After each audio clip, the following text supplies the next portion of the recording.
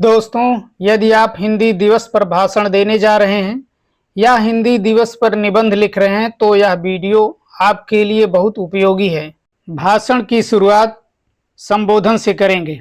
आदरणीय प्रधानाचार्य महोदय, पूजनीय गुरुजन, मेरे प्रिय सहपाठियों, आप सभी को हिंदी दिवस की हार्दिक शुभकामनाएं। राष्ट्रीय हिंदी दिवस प्रतिवर्ष 14 सितंबर को मनाया जाता है।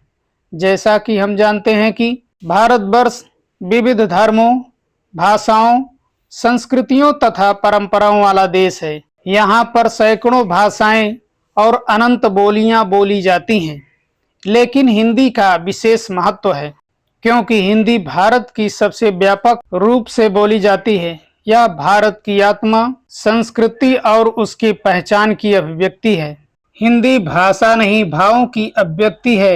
यह मातृभूमि पर मर मिटने की भक्ति है। हिंदी भाषा भारत के अधिकांश राज्यों में बोली जाती है।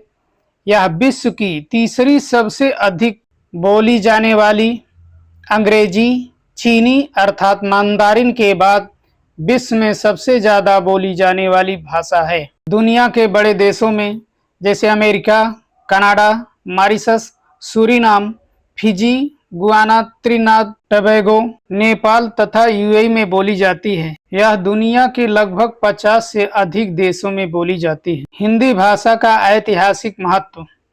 देश के आज़ाद होने के बाद भारत में राजभाषा के प्रश्न पर संविधान सभा में काफ़ी विचार विमर्श हुआ, क्योंकि देश के सामने सबसे बड़ी चुनौती यह थी कि ऐसी एक भाषा का चयन करना जो कि पूरे देश को एकजुट रख सके, जो एकता के सूत्र में सबको बांध सके। हालांकि विचार विमर्श के दौरान हिंदी भाषा को बड़ा समर्थन मिला, लेकिन वहीं दूसरी तरफ गैर हिंदी भाषी राज्यों तथा दक्षिणी राज्यों ने अपनी मातृभाषा पर ज़्यादा बल दिया और हिंदी को राजभाषा के रूप में समर्थन नहीं किया। लेकिन काफ़ी संघर्ष तथा विचार विमर्श के बाद 14 सितंबर 1949 को हिंदी भाषा को राजभाषा घोषित कर दिया गया, लेकिन कुछ शर्तों और कुछ अनुबंधों के साथ।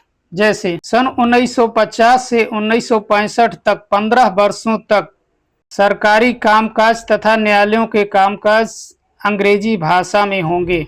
और दूसरी सबसे महत्वपूर्ण बात जिसकी प्रतीक्षा बहुत दिनों से की जा रही थी, हिंदी संघ की राजभाषा होगी और लिपि देवनागरी होगी, लेकिन भारतीय अंकों का रूप अंतर्राष्ट्रीय इंटरनेशनल होगा। और हिंदी भाषा के साथ साथ 15 वर्ष के पश्चात संसद को यह शक्ति दी गई कि अगर संसद चाहे तो अंग्रेजी को और अधिक समय तक बढ़ा सकती है, जो आज तक अनवरत चल ही रही है। और नेक्स्ट अत्यंत महत्वपूर्ण बात, जो कि हिंदी भाषा को संघ की राजभाषा के रूप में 14 सितंबर सन 1949 को घोषित किया गया। हम जानते हैं कि 26 जनवरी 1950 को हमारे देश का संविधान पूर्ण रूप से भारत में लागू हुआ। उसी के साथ साथ 26 जनवरी 1950 को हिंदी राजभाषा के रूप में पूरे देश में लागू हुई। लेकिन अब अंग्रेजी भाषा भी हिंदी भाषा के साथ साथ सहायक राजभाषा या सह राजभाषा के रूप में सभी राज्यकार्यों में हिंदी भाषा के समान प्रयोग किया जाने लगा। और यह निश्चित किया गया कि सन 1965 से हिंदी संघ की राजभाषा रहेगी और हिंदी के साथ साथ अंग्रेजी भी सहायक रूप में सरकारी प्रयोजनों तथा कार्यों जैसे संसद की कार्यवाही में, न्यायालयों में बराबर प्रयुक्त होती रहेगी। इस तरह अब अंग्रेजी भी हिंदी के साथ साथ सरकार की सह राजभाषा के रूप में अनवरत चल रही है। इसके अतिरिक्त भारतीय संविधान के 8वें अनुसूची में 22 भाषाओं को भी सरकारी राज कार्यों के लिए भी मान्यता प्रदान की गई है।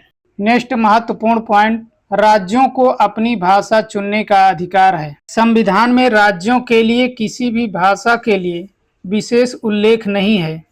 इसके संबंध में उपबंध है कि राज्य की विधायिका उस राज्य के किसी एक या अधिक भाषा को या हिंदी का चुनाव कर सकती है। इस तरह 14 सितंबर 1949 को बेहर राजेंद्र सिन्हा के जन्मदिन पर हिंदी को आधिकारिक राजभाषा के रूप में संविधान सभा ने अपनाया।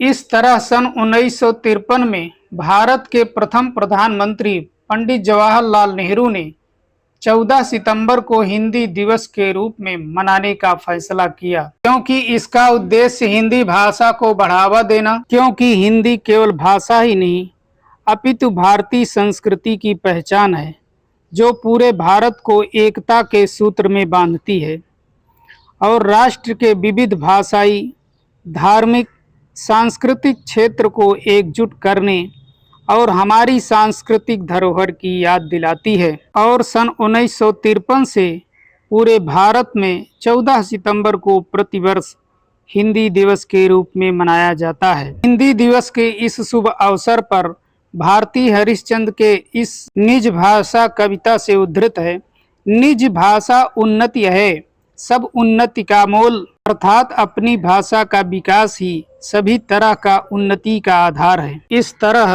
राष्ट्रभाषा प्रचार समिति वर्धा के अनुरोध पर हिंदी दिवस मनाने की शुरुआत हुई। इस निर्णय को 26 जनवरी 1950 को भारतीय संविधान के भाग 17 के अंतर्गत अनुच्छेद 343 में वर्णित या लिखा गया है कि संघ की राजभाषा हिंदी और लिपि देवनागरी होगी और इसके साथ ही साथ अंग्रेजी भी सहायक या सह राजभाषा होगी, लेकिन भारतीय अंकों का रूप अंतर्राष्ट्रीय होगा। अब इस तरह सरकारी प्रयोजनों तथा कार्यों में, जैसे संसद की कार्यवाही या न्यायालयों में, यह हिंदी राजभाषा के साथ साथ अंग्रेजी भी अनवरत आज तक चल रही है। तो कई बार भाषा, मातृभाषा, राजभाषा, राष्ट्रभाषा और शास्त्रीय भाषा में लोग अंतर स्पष्ट नहीं कर पाते हैं, तो हम इस पर संक्षिप्त विचार विमर्श करेंगे। भाषा किसे कहते हैं? भाषा शब्द संस्कृत के भाष धातु से मिलकर बना है, जिसका अर्थ होता है कहना या बोलना। भाषा वह साधन या माध्यम है जिसके द्वारा मनुष्य अपने विचारों, भावनाओं और अपने अनुभवों को शब्दों के रूप में व्यक्त करता है और दूसरों तक अपने विचारों, भावनाओं और अपने अनुभवों को शब्दों के रूप में प्रकट करता है या बोलकर, लिखकर व्यक्त किया जाता है। अर्थात भाषा विचारों, भावनाओं और अनुभूतियों को व्यक्त करने का एक साधन है, जैसे हिंदी भाषा, अंग्रेजी भाषा, चीनी भाषा, फ्रेंच भाषा, उर्दू भाषा, संस्कृत भाषा आदि आदि। मातृभाषा, मदर टंग। मातृभाषा किसे कहते हैं?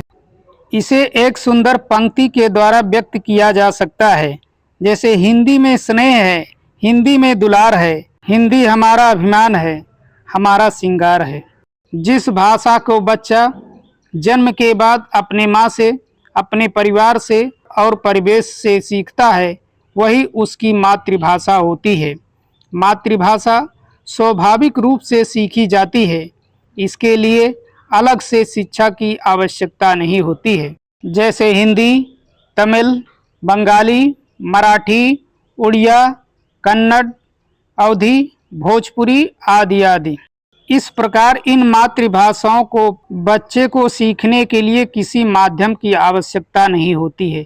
यही कारण है कि देश के प्रत्येक राज्य में अपनी अपनी मातृभाषाओं में सहज रूप से इनका प्रयोग किया जाता है। राजभाषा, ऑफिशियल लैंग्वेज। राजभाषा का अर्थ होता है राजकाज की भाषा, जिस भाषा में केंद्र और राज्य सरकारें अपने राज्य के कार्यों के लिए इसका प्रयोग करते हैं। अर्थात किसी देश के शासन, प्रशासन और न्यायालय में आधिकारिक रूप से इसकी मान्यता प्राप्त होती है और जिसका प्रयोग सरकारी कार्यों के लिए किया जाता है, जैसे केंद्रीय और राज्य सरकारें पत्र व्यवहार, राज्य कार्यवाह, अन्य सरकारी लिखा पढ़ी के कार्य में लाई जाती है। भारतीय संविधान के भाग 17 में अनुच्छेद 343 से अनुच्छेद 351 तक के अनुच्छेदों में राजभाषा का प्रावधान किया गया है। इस तरह हिंदी भारत की राजभाषा, ऑफिशियल लैंग्वेज है। राष्ट्रभाषा, नेशनल लैंग्वेज राष्ट्रभाषा किसे कहते हैं? वह भाषा जो देश के अधिकांश लोगों के द्वारा बोली जाती है, अर्थात ऐसी भाषा जो देश के हर कोने में लोग बोलते और समझते हों, राष्ट्रभाषा नेशनल लैंग्वेज कहलाती है। राष्ट्रभाषा स्वाभाविक एवं जनसाधारण की भाषा होती है जो राष्ट्रीय स्तर पर व्यापक रूप से सबको स्वीकार हो।